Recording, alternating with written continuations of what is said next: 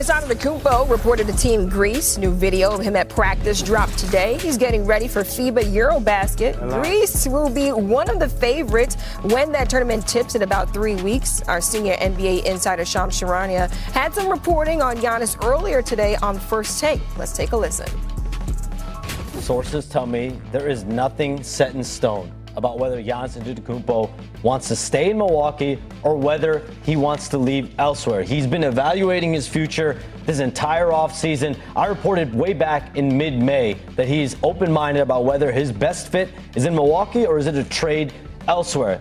And the one big question that is surrounding Giannis Antetokounmpo, that's surrounding his camp, is can he win another championship? Is this Bucks roster built for this upcoming season, for 2026-27, for him to win another championship?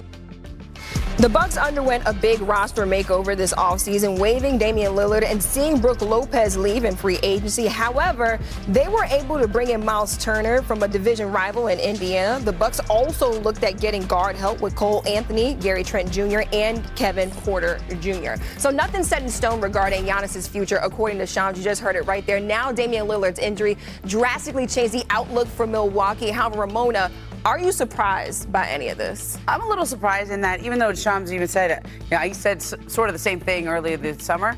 Giannis has said a lot this summer. And Giannis has said everything to encourage Milwaukee.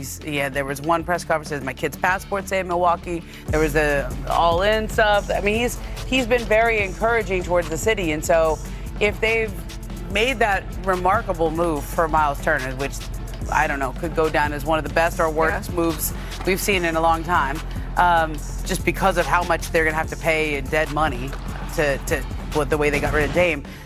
They've done a lot. And so if he's still undecided, that's, to me, troubling for them. Because, and I know their stance. Why would you ever trade Giannis unless he has to be traded? You would never do that. Right. He's one of the best players in the world. And so, if not the best player in the world. And so, if we're still in this spot where he's evaluating, I don't like to hear that. Well, I wonder what he learned from Dame. You know, because he's in a similar situation that Dame was in and is back to, is the face of the franchise. Yeah. Perhaps the greatest. I mean, Kareem may have something to say, greatest player to ever wear that uniform, right? Oscar may have something to say. But when you leave this, when you could be a guy like a Kobe Bryant, a Tim Duncan, a Magic, a Bird, it's different when you could wear one franchise's uniform. And he got a championship with him. Sometimes it's better to just try to fix it where you are than try to figure it out somewhere else. Yeah. And I'd really like to hear his thoughts on Dame, what he learned from Dame, and what he thought about Dame's return, because maybe that has an impact on how he looks at his future. Because the lesson you learned from the Dame situation is they gave up so much to get him that they really needed, that it made the trade not work as well. They needed all that defense that they had to give up. They needed Drew Holiday. Yeah, and that almost begs the question, Ramona, just what does a successful season look like for the Bucks? I mean, in this Eastern Conference? Yeah, it's anything's on the table. Yeah. I mean, to me, in this Eastern Conference, with all the injuries that we have seen with the Celtics and Halliburton and the Pacers, it's wide open. So as much as the Bucks have lost a lot, they still have Giannis, one of the best players in the world on their team. Yeah. Is his brother coming back? That's what I want. You know what? If you want to keep Giannis, sign his brother. Wait a minute. We need some Why we got to drag the brother? All right, welcome into NBA Today. Amina Smith filling in for Malika Andrews. And raining money. Luka Doncic and the Lakers have agreed to a 3-year, $165 million max extension with a player option in 2028. Luka spoke to the media on Saturday after putting pen to paper. Take a listen. I was kind of thinking, even obviously not at the moment when I got traded, but later on when I started playing, I wanted to be here. Like I said, this is an amazing organization. We have a trust in each other, so I decided pretty quick. It's an honor, playing for this organization. Many great players played here, so obviously when you look up here, so many great names and what they achieved, I want to be up there too one day. Let's welcome in our senior insider, Shams Charania. And Shams, how did Luka and the Lakers come to an agreement on the first day he was eligible to sign that max extension? I mean, it starts with Luka Doncic himself committing and finishing really this coronation of him as a franchise player for the Los Angeles Lakers moving forward 6 months to the day that he was traded in arguably the most stunning sports deal ever. And listen, Lakers general manager Rob Pelinka, Luka Doncic's agent Bill Duffy, they've met and spoke on Saturday morning, but this is a pretty quick negotiation. It's been emotional last half year for Luka Doncic ever since that trade to the Lakers from Dallas. And what we've seen from Jeannie Buss, Rob Pelinka, then Mark Walter, the new owner there in LA, is building that relationship with Luka Doncic and his inner circle, a close rapport there. And he could have been a free agent next summer, but he commits to this 3-year, $165 million deal. And the question is, why the 3 years? And it's because this summer, he was in line for a $345 million Supermax deal if he was still a Dallas Maverick.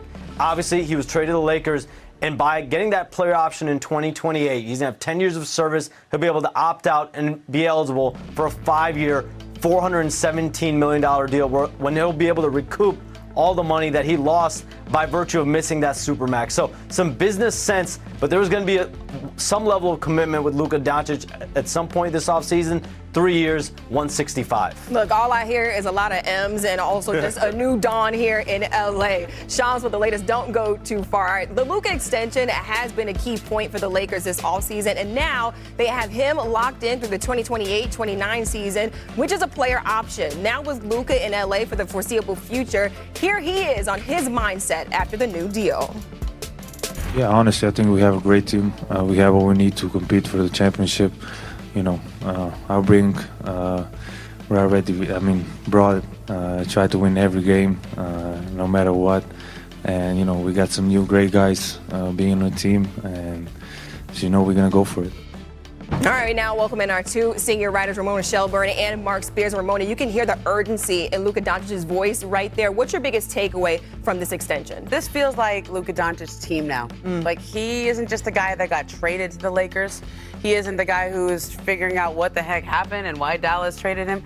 He is the face of the Lakers now, and he was embracing it. Like, he chose them. And I think this was a remarkable job of relationship building over the last 6 months by the Lakers. Because you have to remember, this man went through an ownership change in Dallas. Mark Cuban sold the team, and everybody in the thought was nothing was going to change there either. And, oh, guess what? Everything changed. Yeah. Mark Cuban was not running the Dallas Mavericks very quickly soon thereafter. And so I wouldn't blame him for having trust issues, okay? Like, the Lakers have been sold now, or they're going to be sold to Mark Walter, and Jeannie Buss is transferring power to Mark Walter over the course of a 5-year period or so. But over these 6 months that he's been here, he had to, A, wrap his head around what just happened, B, embrace Los Angeles and decide, do I want to be here long term? And probably most importantly, do I trust these people? And so you got to give Rob Pelinka, JJ Redick, Jeannie Buss, and Mark Walter, who has had not just this meeting with him at the contract signing in the Backstreet Boys concert, but other meetings with his representatives to say you can trust them. Yeah. You know, I'm going to beg to differ with you. Okay. As long as LeBron James is in that locker room, they're co-stars. He ain't the face yet. Yeah. When LeBron leaves, I'll take the crown off and hand it over to Luka. And that was the elephant in the room there, right? Where was LeBron James at? I actually think it was a good thing that he wasn't there. I love that Luka got that amazing support from his teammates, and, you know, maybe that Backstreet Boys ticket and PJ to Vegas, you know what, I think I will go. But, like, if LeBron's there, then it takes the spotlight off of Luka a little bit. He deserved his day to be the guy, to enjoy his contract, to get the praise for that, to go to this I don't know that LeBron James wanted to go see Backstreet Boys either. Probably not. But was rocking out. Look at right? But I did hear, I think Dave McMenamin has reported that LeBron called. And to me, that's the respect that he needed to show. So I don't think there's any real elephant in the room there. But I do think that these two guys together, they're co-stars, they're co-superstars. So who gets to say I want it that way? You see? I see what you did there. Yeah, I know. I feel like Mark doesn't know the lyrics. I can sing it. I think, tell me why. Is that the song? Wow, we got you singing. That's like the only song that I know. That's all he knows. When LeBron James, if LeBron wanted to be there, he would be there. I have been to many Laker press conferences where he wasn't at his son's first preseason game. Okay, he was with Bad Bunny in Puerto Rico. Now, you remember when Frank Vogel was hired? It was after the summer where Magic had But quit. why? And they but tried why was he there? Because he wanted to show support. Why?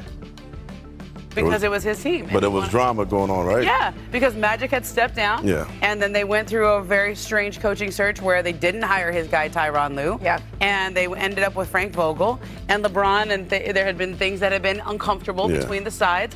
And LeBron very clearly showed up, and he was wearing like a neon pink hat.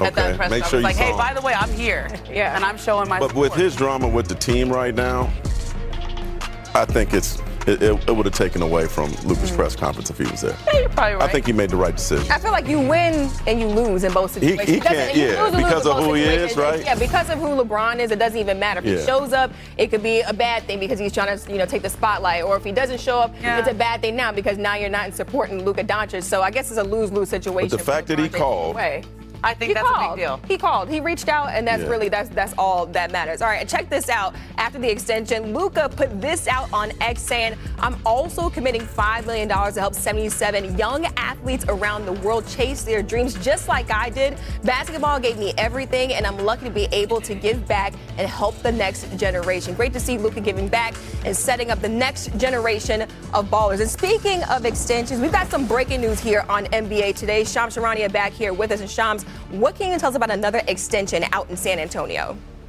I mean, a Spurs star, De'Aaron Fox, has reached agreement on a 4-year, $229 million max contract extension with the Spurs that keeps him in San Antonio through the 2029-30 NBA season. This is a signing that'll occur later on Monday, and De'Aaron Fox and his rep, Rich Paul, navigated a trade to his preferred destination, the only place he wanted to be, San Antonio. Back in February, he wanted to be a Spur. He got there, he got his wish, and now months later, he gets the full max contract. And this is after the Spurs already drafted Dylan Harper, have the reigning Rookie of the Year as well, and Stephon Castle. So that backcourt is loaded. So now he's going to have no state taxes as well with this extension compared to his old California residence. But for De'Aaron Fox, him, Victor Wembanyama, him and Victor Wembanyama have developed a very close relationship.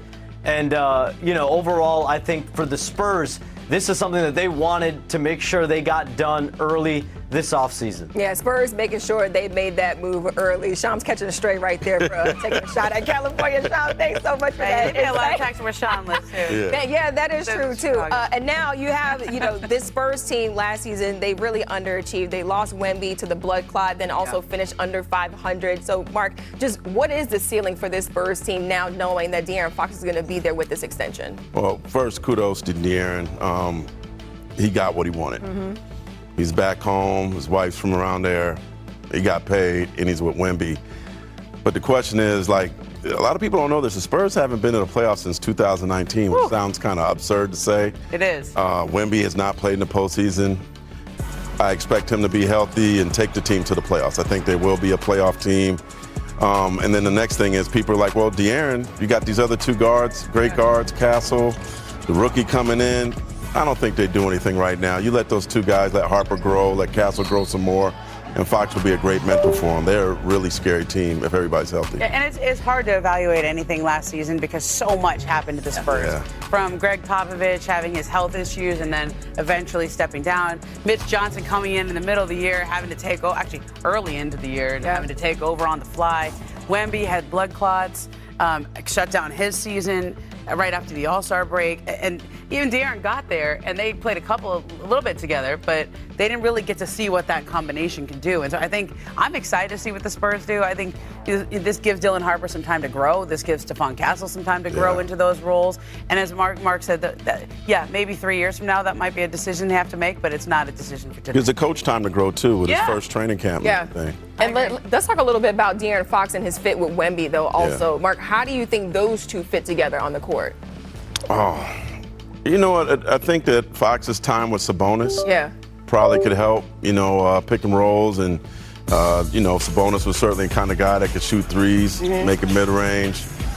Wemby's just such a unique, odd, different monster, right?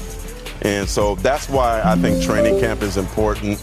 Maybe what the Spurs should do is take a note out of the Celtics when I covered them, where they go somewhere.